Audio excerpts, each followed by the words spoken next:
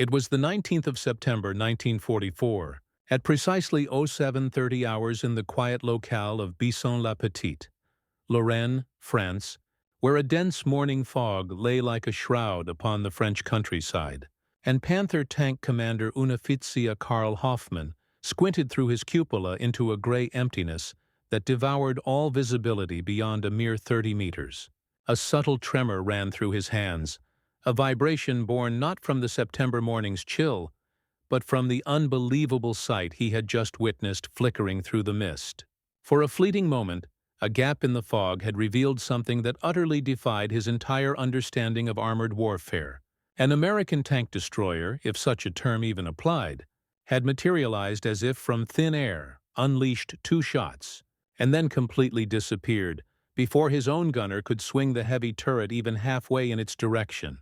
The fiery, twisted wreck of a fellow Panther, now burning just 50 meters to their left, stood as stark, undeniable proof that this was no mere phantom of the mind.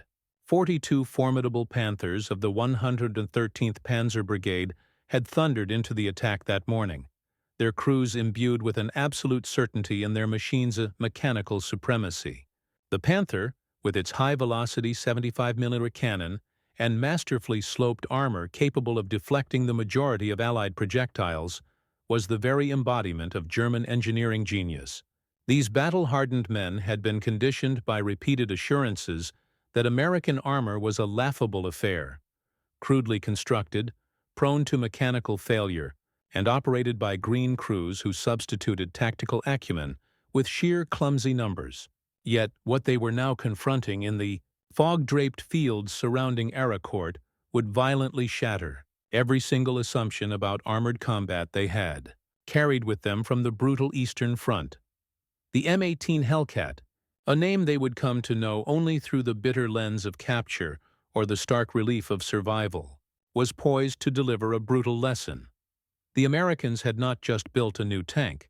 They had fundamentally reimagined the very principles of tank warfare, sacrificing heavy armor for a blinding speed that rendered all traditional tank tactics utterly obsolete.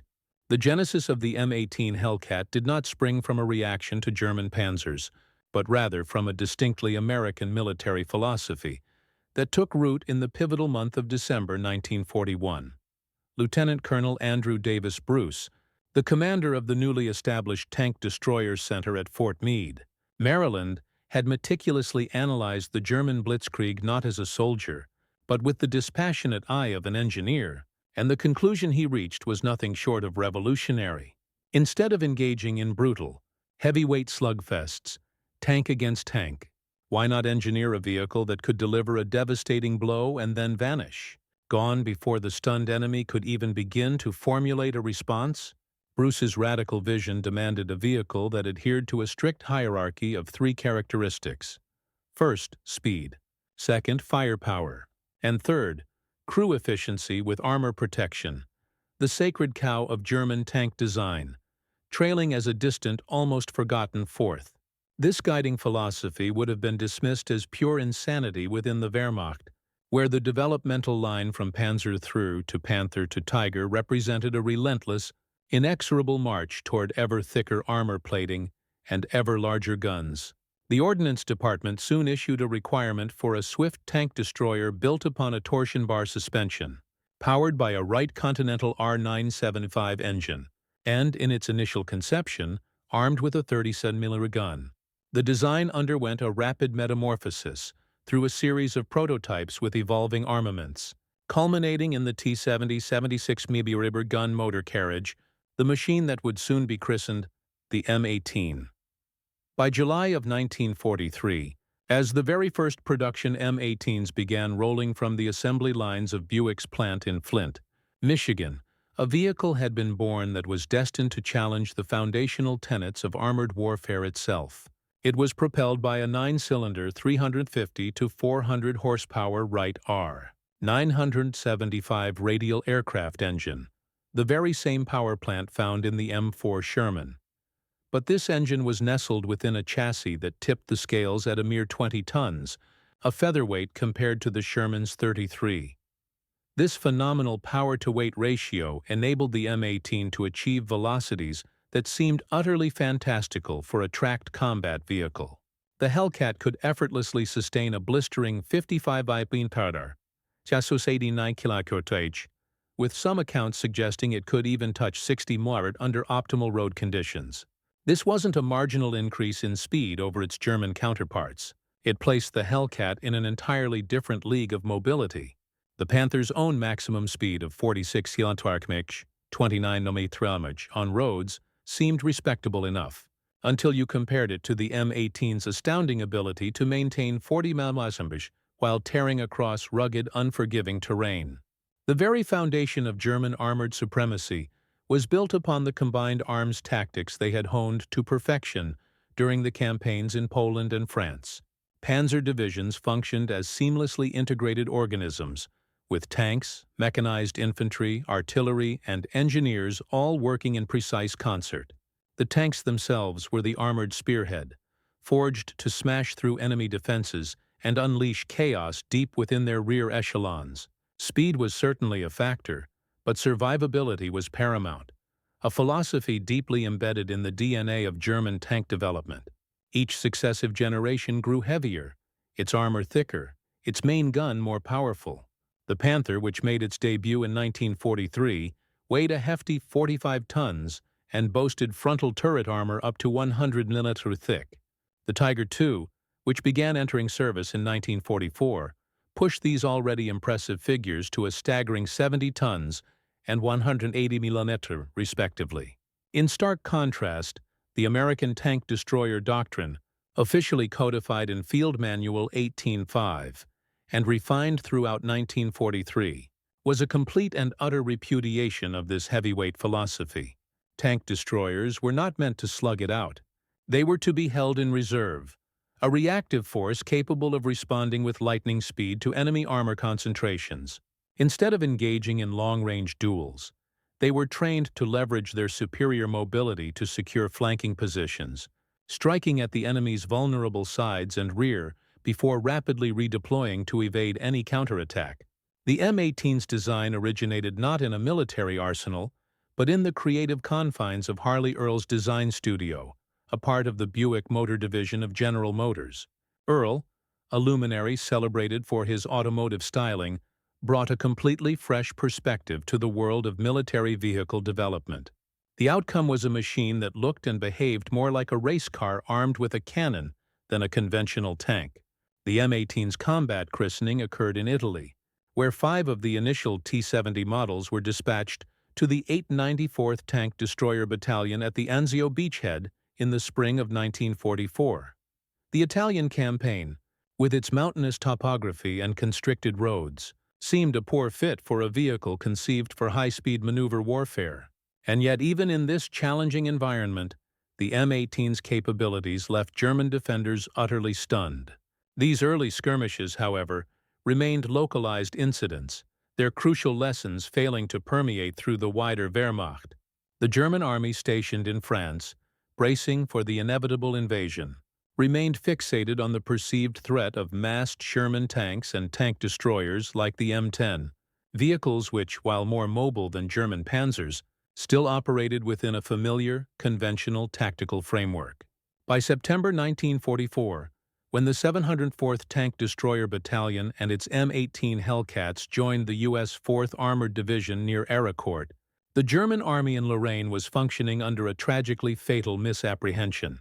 The 113th Panzer Brigade had been officially constituted on September 4, 1944, and by the time it was deployed to Saarburg on September 16, its ranks included 42 Panther tanks. A significant portion of its crews were hardened veterans of the Eastern Front, men who had stared down T-34s and KV-1s in savage battles, where sheer armor thickness and firepower were the ultimate arbiters of survival. The 704th Tank Destroyer Battalion, in contrast, had initially trained on the M3 gun motor carriage. Despite the need for several enhancements during its testing phase, the 704th had compiled a superlative testing record and was subsequently equipped with production Hellcats. This unit had dedicated months to perfecting tactics that would exploit the Hellcat's singular advantage. its incredible speed. On that foggy morning of September 19th, as the 113th Panzer Brigade advanced cautiously through the dense fog toward Arracourt, they fully anticipated sweeping aside the American screening forces to plunge deep into the rear areas of the 4th Armored Division. German intelligence had noted the presence of Sherman tanks in the vicinity, but had detected no signs of significant anti-tank defenses. At 07:15 hours, as the German Panthers crept forward through the fog at a snail's pace of 5 miles, their commanders straining to pierce the oppressive mist. Lieutenant Edwin Leiper's platoon of 4 M18 Hellcats from Company C, 704th Tank Destroyer Battalion, lay in wait near Arracourt-la-Petite. The M18s had been settled into their positions since before the dawn, their powerful engines humming quietly, their crews methodically scanning their designated sectors of fire. It was Lieutenant Edwin Leiper who led an M18 platoon of Company C to Arracourt-la-Petite en route to Moncourt. It was he who first saw a German tank gun's muzzle emerge from the fog just 30 feet away and immediately deployed his platoon for combat. The very first inkling the Germans had of the M18's presence was the sudden, earth-shaking roar of an engine as an American tank destroyer burst to life, accelerating from a dead stop to 30 miles per hour in a matter of seconds, an acceleration that would have demanded nearly half a minute from a lumbering Panther. The M18 erupted from its concealed firing position, streaked to a flanking vantage point, and slammed rounds into the side of the nearest Panther before the German turret had managed to traverse even halfway toward the sudden, new threat. In a breathtaking span of just 5 minutes, 5 German tanks of the 113th Panzer Brigade were transformed into burning hulks, at the cost of only one M18. The engagement unfolded as a systematic annihilation by an adversary that simply refused to play by the rules the Germans knew. The profound disparities between the Panther and the M18 created a fundamental, insurmountable mismatch in combat capabilities. The Panther's turret, a colossal structure weighing nearly 7 tons with its thick armor and long 75mm gun, required a full 60 seconds to complete a 360-degree rotation using its hydraulic traverse system. Under the stress of combat, with the engine throttled down to low RPMs to minimize noise and avoid detection, traverse speeds plummeted even further. The M18's turret, by stunning contrast, weighed just over 2 tons.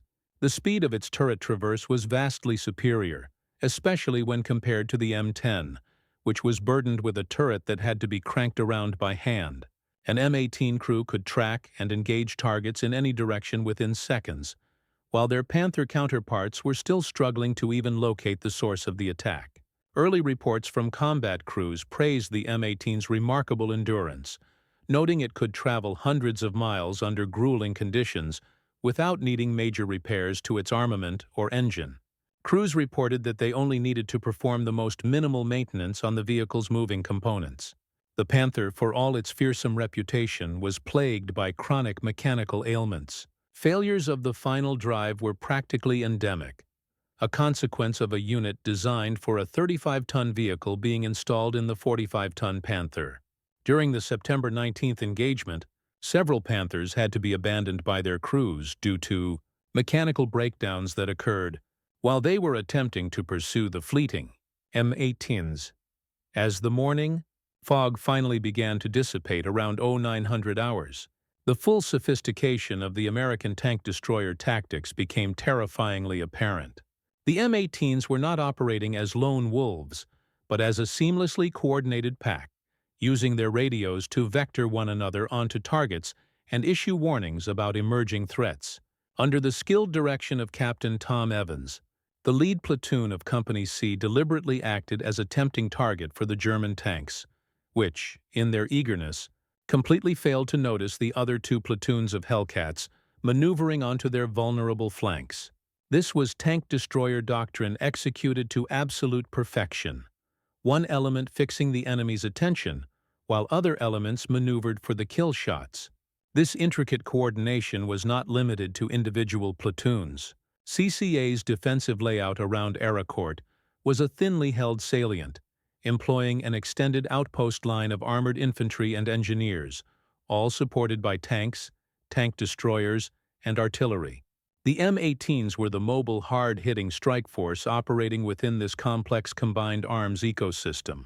By noon on September 19th, the 113th Panzer Brigade's assault had ground to a bloody halt. The platoon continued its deadly work, destroying 10 more German tanks while losing another 2 M18s.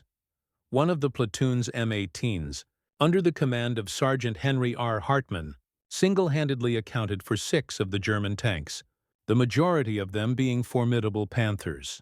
The battlefield arithmetic was simply incomprehensible to the German commanders. Panthers, each costing 170 and 100 Reichsmarks and requiring 2,000 man-hours to construct, were being systematically eliminated by vehicles that cost a mere 50 centavos $500 and could be assembled in a fraction of that time. Poor tactical deployment by the Germans soon left their tanks' weaker side armor exposed to Shermans, which used the fog as cover to flank and knock out 11 panzers. The Germans, critically lacking adequate reconnaissance, had advanced blindly into a perfectly orchestrated kill zone. The M18's advantage in speed was not just a matter of its powerful engine.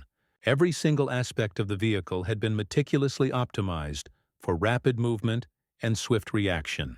The M18's design incorporated several innovative, labor-saving maintenance features, with its engine mounted on steel rollers that permitted maintenance crews to easily disconnect it from the transmission, roll it out onto the lowered engine rear cover, service it, and then swiftly reconnect it.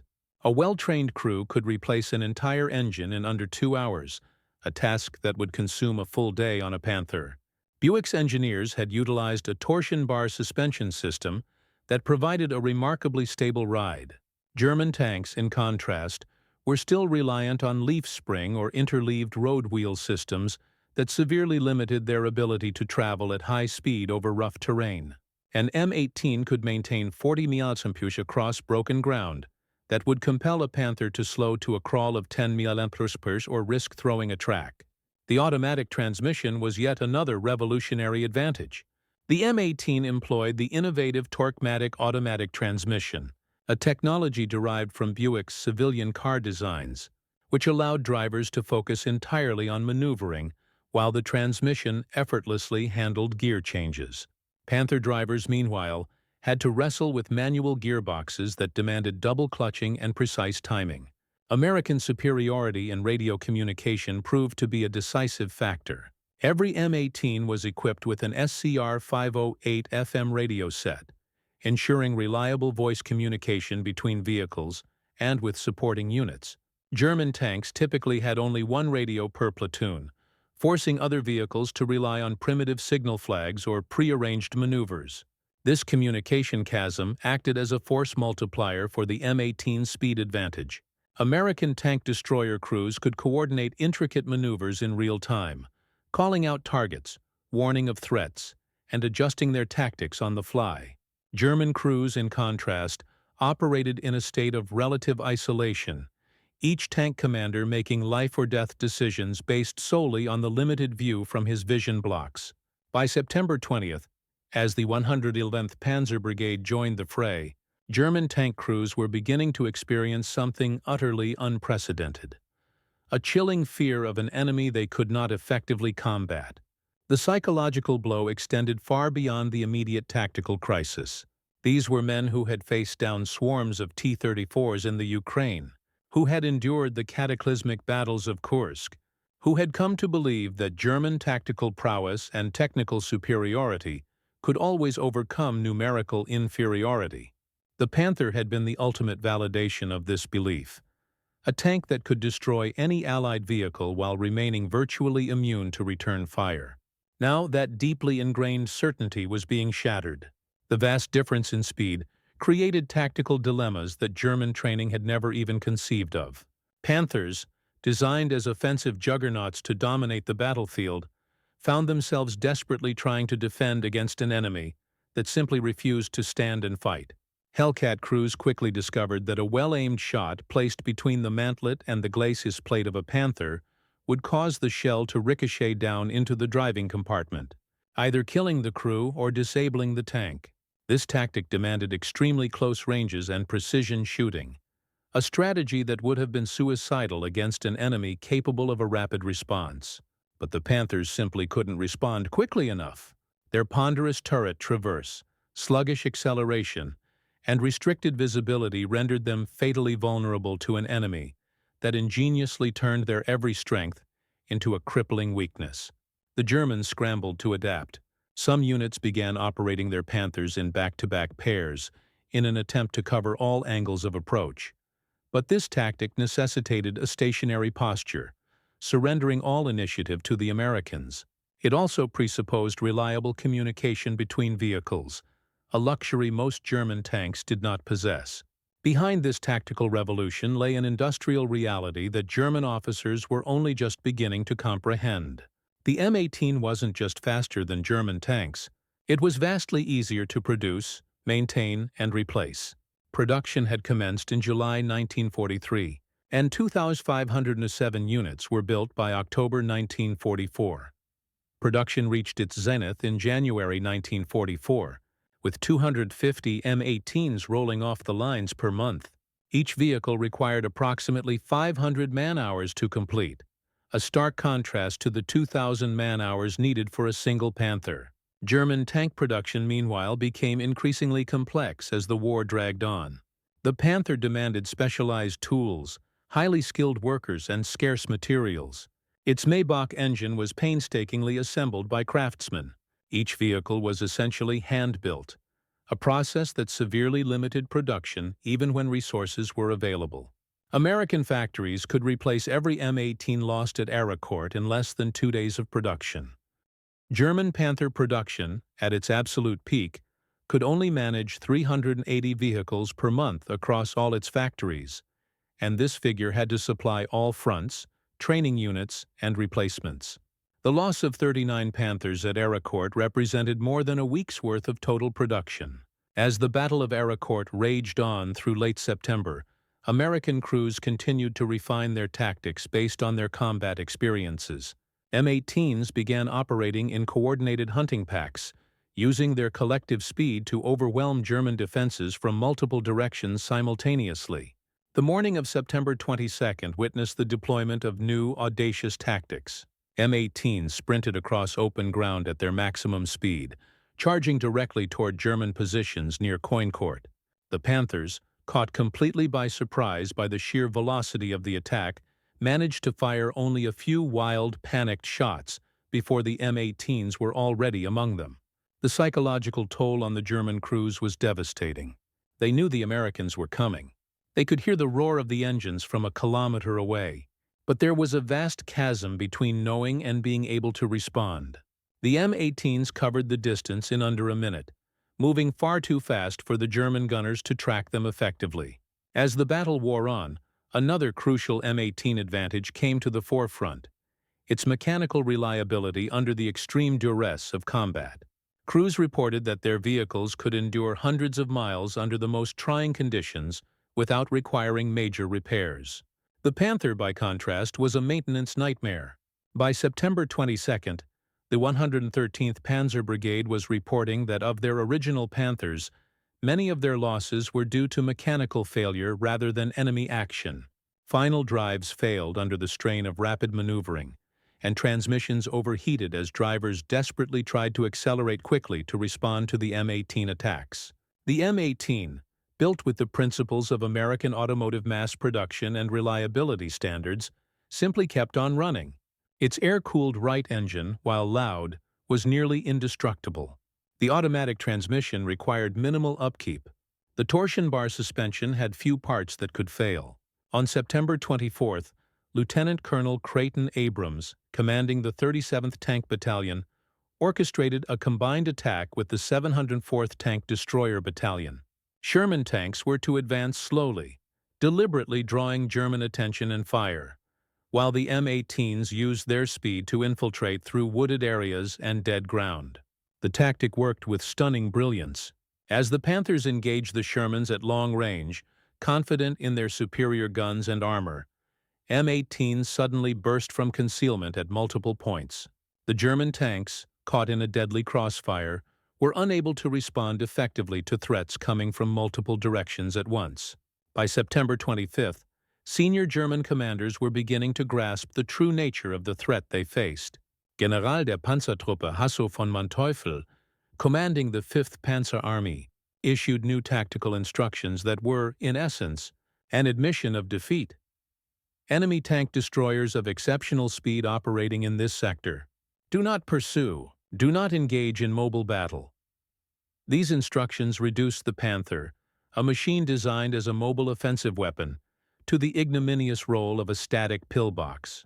They surrendered all battlefield initiative to the Americans and served as a stark acknowledgement that German armor could no longer dominate through superior tactics and technology. By the time the Battle of Arracourt finally concluded, the 704th Tank Destroyer Battalion had knocked out 39 German tanks, for the loss of just 4 M18s destroyed and 3 more damaged. This astonishing kill ratio served as the most dramatic vindication possible of the American tank destroyer doctrine. The battle had unequivocally demonstrated that the entire German conception of tank warfare, a philosophy built on armor, firepower, and deliberate tactical movement, could be utterly negated by sufficient speed and tactical flexibility. The M18 had proven that a vehicle with armor barely capable of stopping small arms fire could dominate heavily armored opponents through the masterful application of superior mobility. The ultimate test of the M18's revolutionary impact would come in December 1944, during the Battle of the Bulge. German forces, launching their final major offensive in the West, initially achieved complete surprise and a significant breakthrough. But as M18-equipped tank destroyer battalions rushed to critical points on the map, their speed once again proved to be the decisive factor. Team de Sobry, a battalion-sized tank infantry task force from the 10th Armored Division, was tasked with defending the vital town of Neuville. With the assistance of just 4 M18 tank destroyers from the 705th Tank Destroyer Battalion, they engaged and held off units of the 2nd Panzer Division. Team de Sobry's high-speed journey along the highways to reach their blocking position stands as one of the few documented instances where the M18 Hellcat's top speed was actually used to get ahead of an advancing enemy force. The rapid deployment of M18s to establish blocking positions ahead of the German spearheads repeatedly threw German timetables into disarray.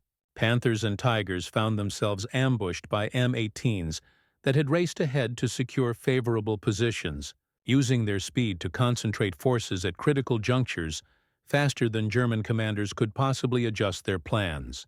The final statistics from the European theater of operations told a sobering story for the advocates of German armor. The M18 boasted a higher kill-to-loss ratio than any other tank or tank destroyer fielded by U.S. forces in World War II. The total number of kills claimed was 526, 498 in Europe, 17 in Italy, and 11 in the Pacific. The kill-to-loss ratio for Europe stood at 2.3 to 1, and the overall kill-to-loss ratio was 2.4 to 1. These numbers become even more impressive when one considers that M18s were not primarily used for tank-on-tank combat. They were more frequently committed to improvised roles, most commonly providing direct fire support for infantry. Even when employed outside of their intended doctrine, the M18s maintained their exceptional effectiveness. The fundamental chasm between German and American armored vehicle design philosophies was starkly illustrated in the contrast between the Panther and the M18. Both vehicles were designed in response to combat experience, but the conclusions drawn from that experience were diametrically opposed. The Germans observed the T-34's sloped armor and powerful gun, and decided they needed to create something similar, but better.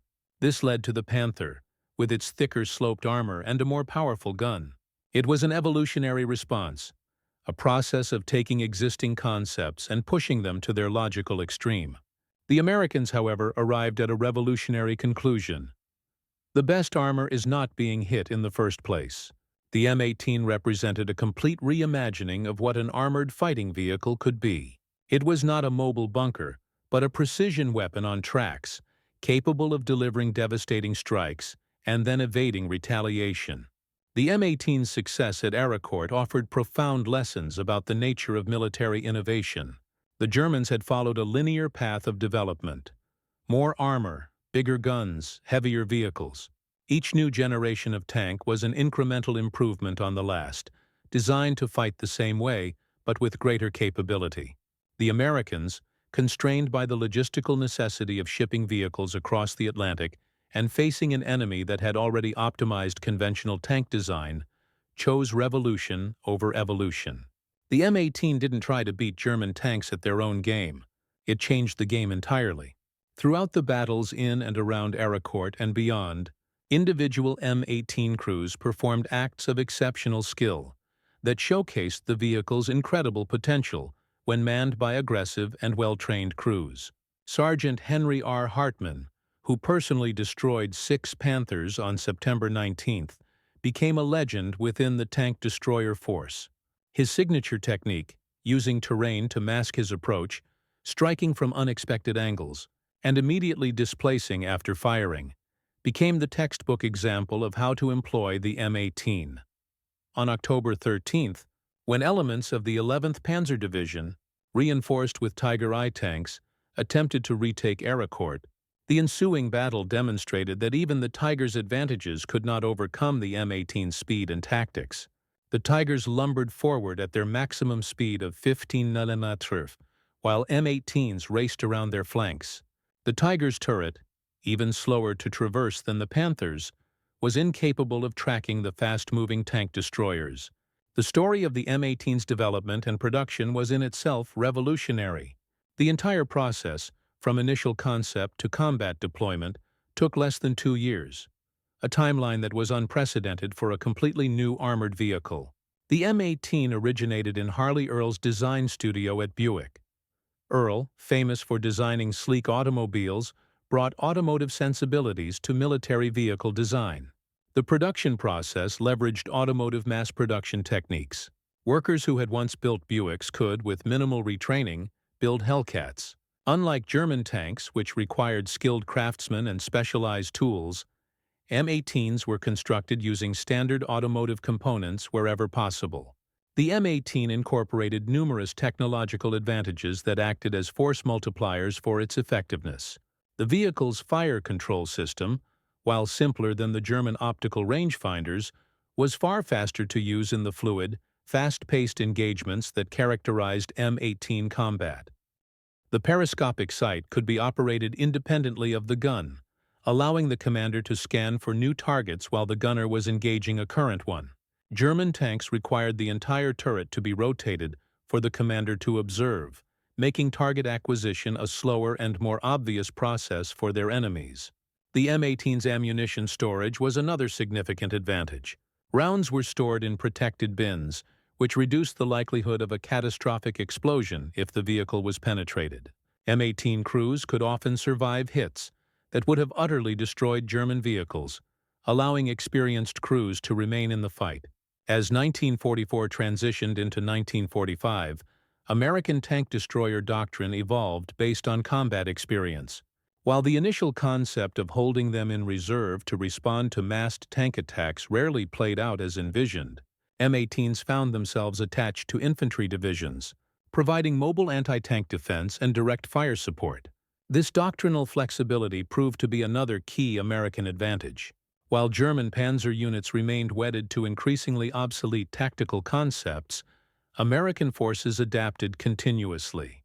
M18 battalions developed new techniques for urban combat, forest fighting, and river crossings, situations their designers had never anticipated.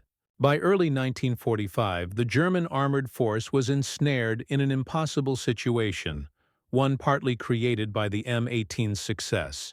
Unable to match American mobility, German tanks were increasingly relegated to static defensive roles. This surrendered all initiative to the Allied forces and made German armor highly vulnerable to artillery and air attacks. The production situation was equally dire. German factories, disrupted by bombing and starved of resources, struggled to maintain even minimal production levels. Meanwhile, American factories continued to churn out M18s and other vehicles at rates that seemed impossible to German planners. General Oberst Heinz Guderian, Inspector General of Panzer Forces, recognized the profound implications. The M18 was not just a tank destroyer. It was the physical manifestation of American industrial and tactical superiority. Germany could not win a mobile war against an enemy that moved at twice their speed. Nor could they win a production war against an enemy that built vehicles in a fraction of the time. The Rhine crossing in March 1945 served as the final validation of the M18's revolutionary impact. As German forces desperately tried to concentrate their armor to prevent the crossing, M18s raced to critical points, often arriving hours ahead of German forces despite starting from farther away. At Remagen, when the Ludendorff Bridge was unexpectedly captured intact, M18s were among the very first vehicles to cross, using their speed to establish a bridgehead perimeter before German forces could even begin to respond. Panthers and Tigers rushing to contain the bridgehead found M18s already lying in ambush positions. The M18 story did not conclude in 1945. During the Korean War, 650 early production M18s were converted into M39s by removing their turrets and fitting seats for up to 8 men in the open fighting compartment. These M39 armored utility vehicles proved the enduring value of the chassis. Perhaps more telling were the reports from former Wehrmacht officers who served as advisors to the new West German Bundeswehr in the 1950s. When evaluating American armor for possible adoption, they universally recommended against heavy tanks and in favor of mobile systems inspired by the M18. The psychological impact of the M18 on German tank crews lingered long after the war. Veterans consistently rated the M18 as the most feared American armored vehicle, placing it ahead of the M26 Pershing heavy tank or even tank-killing aircraft like the P-47 Thunderbolt. The M18 had achieved something truly remarkable. It had not just defeated German armor tactically, it had broken the psychological superiority that German tank crews had enjoyed since 1940. The hunters had truly become the hunted, and they never recovered. The numbers themselves tell the story of the M18's impact. Production timeline. Design initiated in December 1941. First prototype tested in April 1943. Production began in July 1943. Peak production was January 1944 at 250 units per month, and production ended in October 1944, with a total of 1,207 units produced. Combat performance. A total of 526 enemy vehicles claimed destroyed, with 216 M18s lost in combat, resulting in a kill-to-loss ratio of 2.4 to 1 and a mechanical readiness rate of 78%. Speed comparison. M18 Hellcat at 55 to 60 mph on roads and 26 mph cross-country. Panther at 29 mph on roads and 15 mph cross-country. Tiger I at 24 mph on roads and 12 mph cross-country. Tiger II at 21 mph on roads and 10 mph cross-country. The contrast between the Panther and the M18 represented fundamentally different philosophies of armored warfare. The Germans had perfected the traditional tank, heavily armored, powerfully armed, and mechanically sophisticated. They had taken the concept as far as it could possibly go, producing vehicles like the Tiger II that represented the ultimate evolution of World War I tank concepts. The Americans with the M18 did not set out to build a better traditional tank. They built something entirely different, a vehicle that made traditional tanks less relevant. By prioritizing speed over armor, mobility over raw firepower, and mechanical reliability over complexity, they created a weapon system that fundamentally challenged decades of armored warfare doctrine. The influence of the M18's revolutionary design philosophy extends far beyond World War II. Modern armored warfare doctrine, with its emphasis on mobility, situational awareness, and networked operations over pure firepower and protection, can trace its roots directly to the lessons learned from the M18's success. The Israeli Merkava, the American M1 Abrams, the German Leopard 2, all of these modern main battle tanks incorporate lessons from the M18 experience. The importance of mechanical reliability, the value of superior situational awareness, and the critical nature of tactical mobility. While these modern tanks are heavily armored, they prioritize speed and agility to a degree that would have seemed impossible to German tank designers of World War II. In the post-war years, veterans from both sides reflected on the M18's profound impact. American tank destroyer crews spoke with pride about their vehicle's capabilities and the revolution it represented. German tank crews, even decades later, remembered the fear and frustration of facing an enemy that refused to fight on their terms. At a 1985 reunion at Arracourt, veterans from both sides walked the battlefield where the M18 had revolutionized armored warfare. German and American veterans, now elderly men, shared their experiences and acknowledged the transformation that had occurred there. The ceremony included a demonstration of a restored M18, which, even 40 years later, could still achieve its remarkable top speed. As it raced across the field where so many Panthers had met their end, the German veterans watched in silence, a testament to the enduring impact of the revolution they had witnessed. The story of German tankers encountering the M18 Hellcat represents more than mere tactical innovation or technological superiority. It represents a fundamental revolution in military thinking, a moment when an entire philosophy of warfare was rendered less effective by a radically different approach. The Germans had perfected the traditional tank, taking the concept as far as it could go with vehicles like the Tiger II. The Americans, with the M18, didn't build a better traditional tank. They built something entirely different, a vehicle that changed the very nature of armored combat. The German tankers who faced the M18 at Arracourt and elsewhere were not just outfought. They were confronted with irrefutable evidence that their entire approach to armored warfare needed fundamental reconsideration. Their heavily armored Panthers and Tigers, engineering marvels though they were, became fatally vulnerable when faced with an enemy that refused to engage on traditional terms. With 526 enemy vehicles destroyed for 216 M18s lost, the numbers tell part of the story, but the real victory was psychological and doctrinal.